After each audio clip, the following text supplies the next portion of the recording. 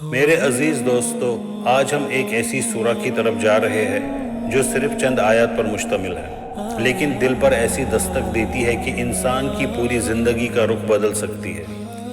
یہ سورہ ہمیں میدان جنگ میں لے جاتی ہے، جہاں صبح کی خاموشی کو تیز رفتار گھوڑوں کی ہانپتی ہوئی سانسیں چیر رہی ہے۔ وہ گھوڑے جن کے کھر پتھروں سے ٹکراتے ہیں تو آگ کی چنگاریاں اٹھتی ہیں۔ وہ گھوڑے جو اپنے سوار کے ایک اشارے پر دشمن کی صفوں میں بے خوف گھس جاتے ہیں۔ وہ گھوڑے جن کی گرد آلود دوڑ صحرا کی خاموشی کو طوفان میں بدل دیتی ہے۔ رب العالمین انہی گھوڑوں کی قسم کھا کر انسان کو ایک ایسی حقیقت سمجھاتا ہے جو ہم روز دیکھ کر بھی بھول جاتے ہیں، کہ انسان اپنے رب کی نعمتوں کے باوجود اکثر ناشکرا ہو جاتا ہے۔ وہ دنیا کی دوڑ میں اتنا مگن ہو جاتا ہے کہ کبھی اپنے رب کے احسانات، کبھی اپنی موت اور کبھی اپنے انجام کے بارے میں سوچنے کا وقت ہی نہیں نکالتا۔ بسم اللہ الرحمن الرحیم والعادیات ضبحا by the charging horses breathing heavily, قسم ہے دوڑنے والے گھوڑوں کی جو ہانپتے ہوئے دوڑتے ہیں۔ فالموریات قدحا striking sparks of fire with their hooves, پھر وہ گھوڑے ٹاپوں سے چنگاریاں نکالتے ہیں۔ فالمغیرات صبحا لانچنگ ریڈس ایٹ ڈان، پھر وہ صبح کے وقت حملہ کرتے ہیں۔ فاثرن بہ نقع دین ریزنگ کلاؤڈس آف ڈسٹ، پھر وہ اس سے گرد اڑاتے ہیں۔ فوسطن بہ جمعا and penetrating into the midst of the enemy, پھر وہ بیچ ہجوم میں جا گھستے ہیں۔ سورہ العادیات ایک آئینہ ہے۔ یہ ہمیں بتاتی ہے کہ دنیا کی دوڑ میں گھوڑوں جیسی تیزی تو سب رکھتے ہیں، مگر وفاداری جو گھوڑوں میں ہوتی ہے وہ انسان میں کم ہوتی جا رہی ہے۔ آج کے اس درس میں ہم اس سورہ کی گہرائی میں اتریں گے، اس کے الفاظ کی طاقت، اس کی قسموں کی حکمت اور اس کے انجام کے پیغام کو سمجھیں گے، تاکہ ہم نہ صرف اس سورہ کو پڑھیں بلکہ اسے اپنی زندگی میں اتار سکیں۔ اس سورہ میں رب العالمین نے چند نہایت طاقتور قسمیں کھا کر انسان کی ایک بڑی کمزوری بیان کی ہے۔ اس کا پس منظر سمجھنے کے لیے ہمیں عرب کے اس دور کی طرف جانا ہوتا ہے جہاں گھوڑا کسی بھی قوم کی طاقت و عزت کی علامت تھا۔ میدان جنگ میں اس کی وفاداری، تیزی اور بہادری قابل مثال سمجھی جاتی تھی۔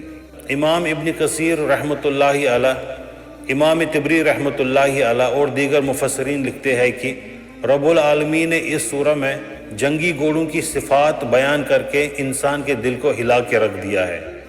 صبح کے وقت جب یہ گھوڑے تیز سانسیں بھرتے ہوئے دوڑتے ہیں، پتھروں سے ٹکراتے تو چنگاریاں نکلتی ہیں اور گرد و غبار کا طوفان اٹھ کھڑا ہوتا ہے۔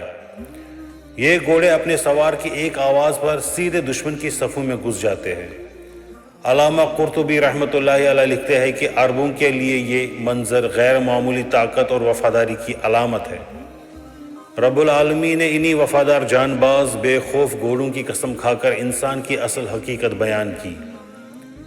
یہ اس بات کی طرف اشارہ ہے کہ نعمتیں ملنے کے باوجود انسان کا رویہ اکثر اس وفاداری کے بالکل برعکس ہوتا ہے۔ پھر قرآن ہمیں اچانک ایک عظیم منظر دکھاتا ہے، قیامت کا منظر، جب قبریں کھلیں گی، زمین اپنے اندر چھپی ہوئی ہر چیز باہر نکال دے گی اور دلوں میں چھپے سارے راز، ساری نیتیں، سارے ارادے ظاہر ہو جائیں گے۔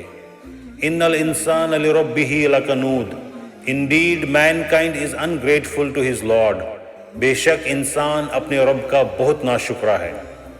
امام حسن بصری رحمۃ اللہ علیہ نے قنوت کی تفسیر کرتے ہوئے فرمایا، قنوت وہ ہے جو نعمتوں کو یاد نہ رکھے، مصیبتوں کو بڑھا چڑھا کر بیان کرے اور احسان کو بلا دے۔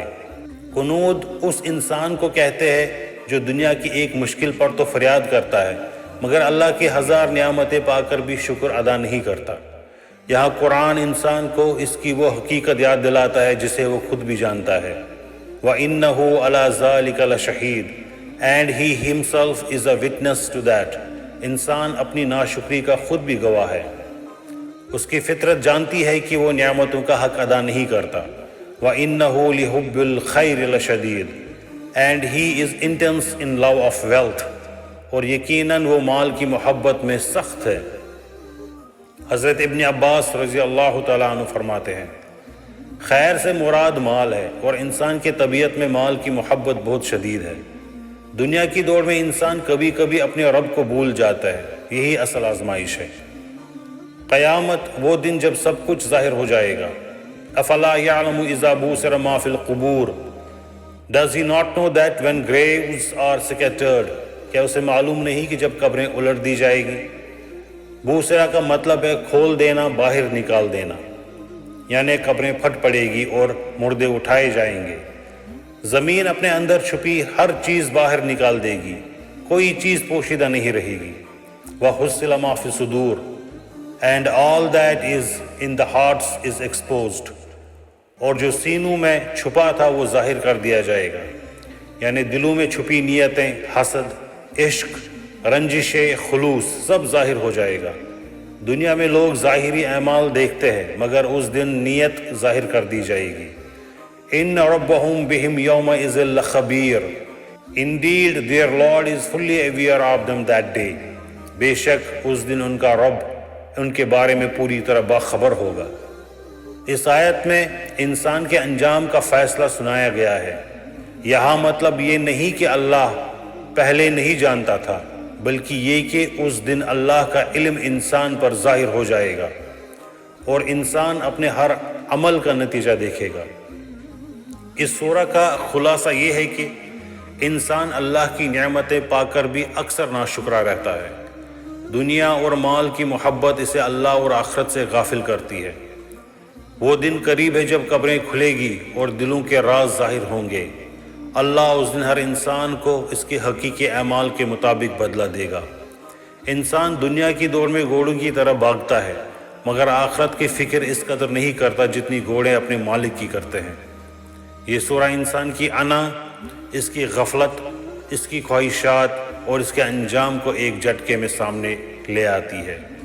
والسلام.